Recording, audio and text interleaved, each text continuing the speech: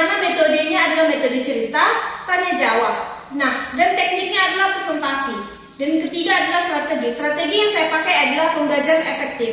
Nah, pada materi yang saya pakai adalah tentang teks narasi. Sekian dari perkenalan saya. Terima kasih. 3. Selamat pagi anak-anak. Pagi. Nah, sebelum kita memulai pembelajaran kita, alangkah lebih baiknya kita berdoa. Kamu, berdoa. Tunggu. Bila kamu tahu. Sekali lagi, Ibu jelaskan ya, cerita teks narasi itu. Teks narasi adalah cerita yang bersifat kronologis, yang disajikan bersifat imajinatif, yang dari urutan waktu ke waktu. Coba jelaskan. Nah, yang dijelaskan tadi.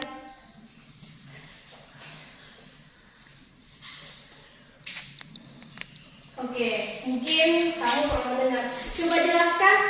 Nah, baik. Jadi teks narasi adalah teks cerita yang berisi cerita imajinatif atau cerita asli yang harus disajikan secara berurutan secara waktu. betul sekali. Tepuk tangan untuk mama. Untuk hari ini anak-anak. Semoga kedepannya mengerti dipelajarinya apa itu teks narasi supaya kedepannya kamu mampu membuat cerita teks narasi yang berurutan waktu ke waktu. Nah, sebelum kita menutup pembelajaran kita, alangkah lebih baiknya kita berdoa terlebih dahulu. Mengerti? Pimpin doa. Mari kita berdoa. Doa dimulai. Doa selesai. Nah, sekian dari pembelajaran kita hari ini. Akhir kata Ibu ucapkan selamat siang anak-anak. Siang, Bu. Selamat pagi anak-anak. Selamat pagi, Bu. Nah, sebelum kita memulai pembelajaran pada pagi hari ini, alangkah lebih baiknya kita berdoa terlebih dahulu. Kamu mau pimpin doa di depan.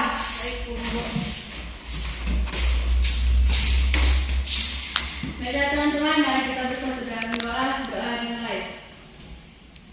Doa selesai. Nah, pada pagi hari ini, materi kita yang selanjutnya adalah teks narasi. Nah, anak-anak semua sudah tahu nggak apa itu pengertian dari teks narasi? Tidak, Bu. Saya tahu, Bu. Apa itu, Mawar? Teks narasi adalah teks cerita. Nah, itu memang betul. Tetapi yang lebih lengkapnya adalah teks narasi adalah teks cerita yang berisi tentang sebuah pengkajian peristiwa kronologi. Nah, di sini kita akan membacakan cerita. Kalian bisa baca cerita kan anak-anak? Nah, sebelum memulai ke cerita, kita terlebih dahulu memahami materi dari narasi teks.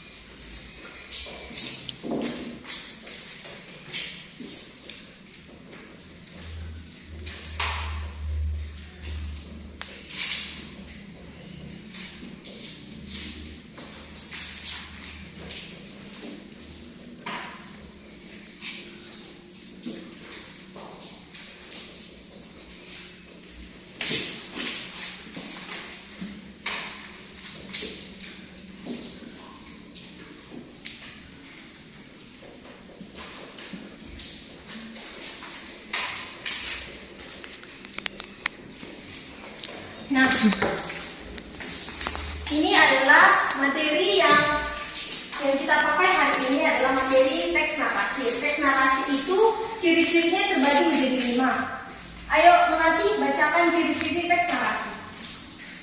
Ciri-ciri teks narasi: 1. Berisi cerita atau luas. 2. Berisi cerita atau kisah.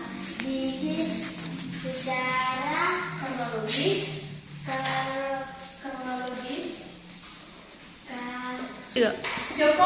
Coba baca ciri-ciri teks narasi. Ciri-ciri teks narasi: 1. Berisi cerita atau kisah. 2. Disajikan secara kronologis atau urutan waktu. 3. Memiliki konflik atau permasalahan. 4. Memiliki penyelesaian. 5. Menggunakan gaya bahasa naratif. Nah, ini adalah ciri-ciri teks narasi yang berisi adalah intinya teks narasi itu adalah sebuah cerita yang kronologis dan dari urutan waktu ke waktu yang bersifat imajinatif. Nah, ini ciri-cirinya dibagi menjadi 5, yaitu berisi cerita atau kisah disajikan secara kronologis atau urutan waktu. Nah, di sini sudah jelas dari ciri-cirinya teks narasi itu harus berisi kronologis atau dari urutan waktu ke waktu. Ini tidak bisa abstrak dari cerita tersebut ya anak-anak, harus ceritanya berisi urutan waktu ke waktu. Nah, yang ketiga adalah memiliki konflik. Nah, di teks narasi juga harus bersifat ada konfliknya, permasalahan dari cerita itu, baru nanti adanya penyelesaian. Nah, pas yang ibu bilang tadi yang keempat adalah memiliki penyelesaian. Nah, yang kelima adalah menggunakan gaya bahasa naratif. Nah, selanjutnya materi selanjutnya adalah jenis-jenis teks narasi. Ayo Putri bacakan. Jenis-jenis teks narasi.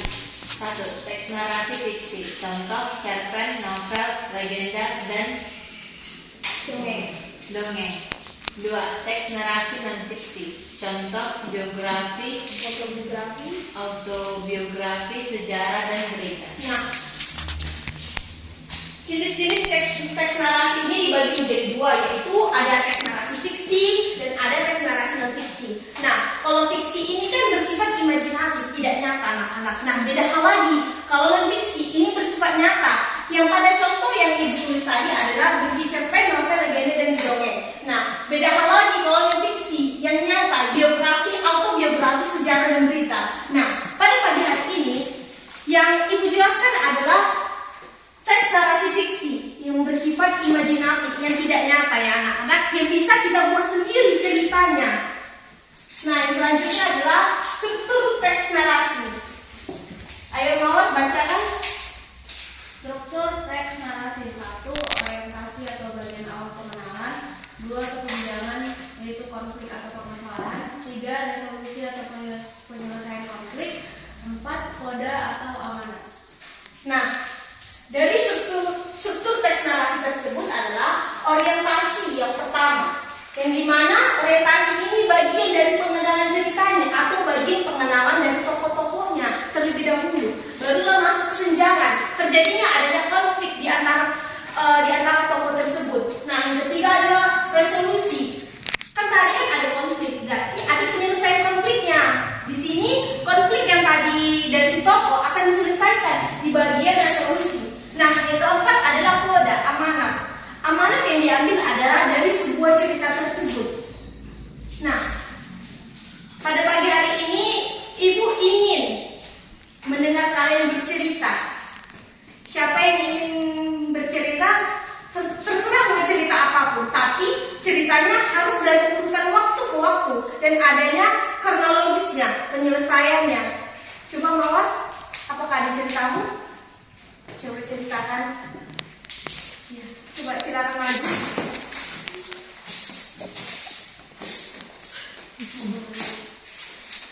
Oke teman-teman, jadi saya akan menceritakan suatu kisah tentang tukang mie ayam dan tukang sate.